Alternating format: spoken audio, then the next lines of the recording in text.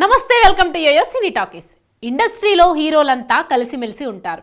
వీరిలో కొంతమంది close friends కూడా ఉన్నారు. Power star Pawan Kalyan, victory Venkatesh ఇద్దరు చాలా మంచి స్నేహితులు. అంతేకాదు వీరిద్దరి కాంబినేషన్లో గోపాల గోపాల సినిమా కూడా వచ్చింది. అయితే అలాంటి వీరిద్దరూ ఎందుకు కొట్టుకునే వరకు వెళ్ళారు? ఇంతకీ ఏ నిర్మాత వల్ల వీరిద్దరి మధ్య వైరం పెరిగింది అనే సంగతి ఇప్పుడు తెలుసుకుందాం.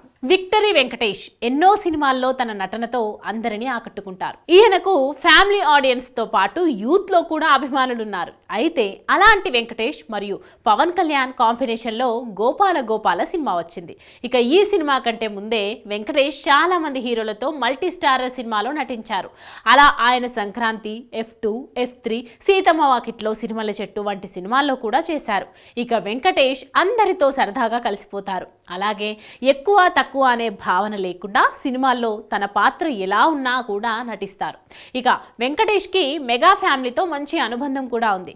మెగా ఫ్యామిలీలోని పవన్ కళ్యాణ్తో మాత్రమే కాకుండా వరుణ్ తేజ్తో కూడా ఈయన సినిమాలు తీశారు. అయితే మెగా ఫ్యామిలీతో ఎంతో అనుబంధంగా ఉన్న వెంకటేష్కి ఓ నిర్మాత కారణంగా పవన్ కళ్యాణ్తో గొడవ వచ్చిందంట.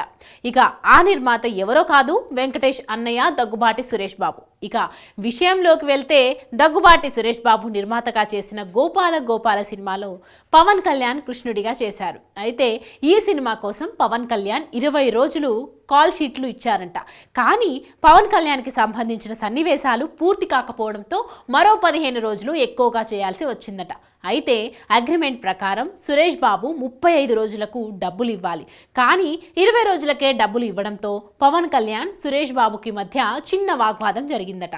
ఇక ఈ ఇద్దరి మధ్య గొడవల్లో వెంకటేష్ కూడా తలదూర్చుకొని తన అన్నయ్య సురేష్ బాబుతో పవన్ కళ్యాణ్ అలా మాట్లాడటం ఓర్చుకోలేక పవన్తో గొడవ పెట్టుకున్నారట. ఇక ఇదే విషయాన్ని సురేష్ బాబుని ఓ ఇంటర్వ్యూలో పాల్గొన్నప్పుడు అడగ్గా అలాంటిదేమీ లేదు, ఒక చిన్న గొడవ జరిగింది అంతే అంటూ ఆ గొడవ గురించి మాట్లాడడానికి ఇష్టపడలేదు.